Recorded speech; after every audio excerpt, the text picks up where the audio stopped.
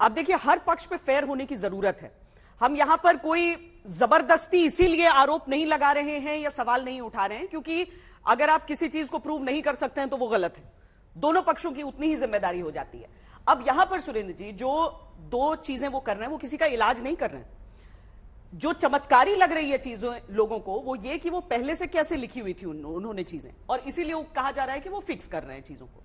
दूसरी चीज ये कि वो ये नहीं कहते हैं उन महिला को कि आप यहां पर आइए और मैं आपका इलाज करूंगा, वो कहते हैं कि मन में विश्वास रखिए। कितना गलत कितना सही लग रहा है आपको? देखिए विश्वास, जैसा मैंने अभी बतलाया था, आस्था ही जीवन का आधार है और उसमें ही विश्वास है। विश्वास के साथ आज के समय की जो आज का हिंदुस्तान है, आज का देश है, आज के समय की टेक्नोलॉजी इतनी हाईफाई आ चुकी है कि सब कुछ संभव है।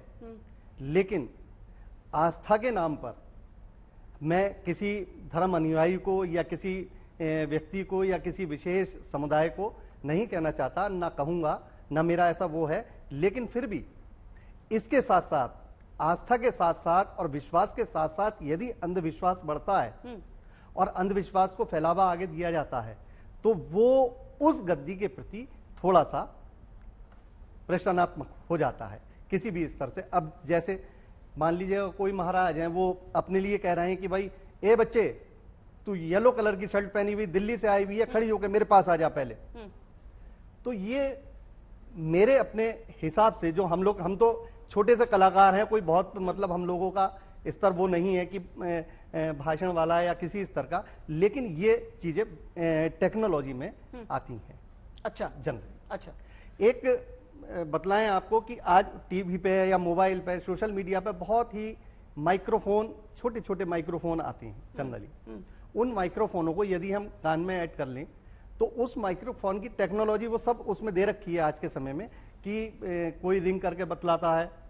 हम लोग अपने मैजिक में भी उसको यूज कर लेते हैं कभी कभी मनोरंजन के माध्यम से। लेकिन जहां आस्था का विश्वास है, जहां किसी को आस्था, अंधविश्वास वहां माना जाता है जहां पर किसी को बुलाने के बाद उस पर विश्वास के साथ अंधविश्वास करवा लिया जाए और उसका धन धान्य और ये चीजें यदि हम उसको लेना उससे शुरू कर दें तब प्रॉब्लम में आ जाती है। डॉक्टर वोहरा, ये कब हानिकारक होता है? आपने भी ये दो चीजें देखी, इसमें क्या आपको कुछ आपत्तिजनक लगा? जी जी जी जी जी जी जी बिल्कुल बिल्कुल। मैं आपको बताता हूं, जो मेरे लिए सबसे ज्यादा आपत्ति, ये जो भी आप अभी विजुअल चल रहे हैं जी, इसमें जो आप झूमते हुए लोगों को दिखा रहे हैं, ये मास हिस्टीरिया का पार्ट है।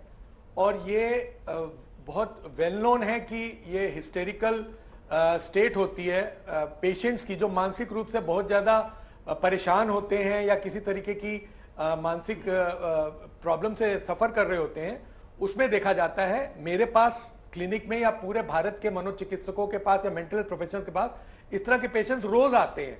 और इनके केसेस में क्या होता है कि साइकेट्रिकली इनके अंदर डिप्रेशन, एंजाइटी या साइकोसिस का एलिमेंट होता है। WHO की मेंटल हेल्थ डिसऑर्डर्स की क्लासिफिकेशन में इसको हिस्टेरिकल साइकोसिस, साइकोसिस NOS या पोजेशन स्टेट कहा जाता है। और ये जो चीजें हैं, ये मानसिक रूप से जो प्रॉब्लम्स हैं, इनको हम साइकेट्रिक डिसऑर्डर करके मान के और उनको बहुत अच्छी तरह से ट्रीटमेंट करते हैं, जिसमें दवाइयां और काउंसलिंग का इंपॉर्टेंट रोल होता है। और अधिकतर आप देखोगे ये लोग बहुत ज्यादा वो लोग हैं जो बहुत परेशान है जिंदगी से, उनके साथ कुछ ऐसे हादसे हुए हैं या उनकी लाइफ ऐसी है जो उनके कंट्रोल में कुछ चीजें नहीं है और वो माइंड एडजस्ट नहीं कर पा रहा। तो ये जितने भूत प्रेत दिखाए जा रहे हैं, जितना बोला जा रहा है कि आप सांस ले लीजिए, आप हाथ पकड़ लीजिए, जो भी बोला जा रहा है, ये क्लियर कट मास हिस्टीरिया है। इसमें ये साइंटिफिकली प्रूवन है और ये ट्रीटेबल डिसऑर्डर्स है। फर्क क्या होता है कि एक गरीब आदमी के अंदर अवेयरनेस नहीं होती, गरीब आदमी एक डॉक्टर के पास पहुंच नहीं पाता, ना उसको कोई गाइड किया जाता है। तो उसके लिए ये लोएस्ट हैंगिंग फ्रूट है कि एक बाबा है जिसको सब मान रहे हैं, वो जो कह रहे हैं वो मान लो। तो जहां पर एक प्रैक्टिकलिटी की बात आती है तो ये एक चीज ऐसी है जो कि उसको लगता है वो जा सकता है और सोशली उसको एक्सेप्टेंस है। साइकेट्रिस्ट के पास जाना सोशली आज की डेट में भी टैबू माना जाता है, लोग छुप के आते हैं। जो बहुत ज्यादा फेमस लोग हैं वो तो बिल्कुल ही बता नहीं पाते हैं। तो ये जो चीज है, इस चीज का इस तरह के सिचुएशन में फायदा उठाया जाता है और ये जो आप दिखा रहे हैं बहुत ज्यादा चीख रहे हैं सब, ये सब साइकेट्रिक डिसऑर्डर्स हैं। सारे साइकेट्रिस्ट को पता, मैं कोई नई चीज नहीं बता रहा हूं, पूरे वर्ल्ड में साइकेट्रिक डिसऑर्डर्स को ट्रीट किया जाता है, वैसे ही है। तो for me it's a routine combination of mass hysteria, जिसको अपने हिसाब से प्रोजेक्ट किया जाता है और लोगों को एक मास हिस्टीरिया में ये कह के भूत निकाले जा रहे हैं कहा जाता है। आप देखेंगे तो बहुत कॉमन है ये चारों तरफ।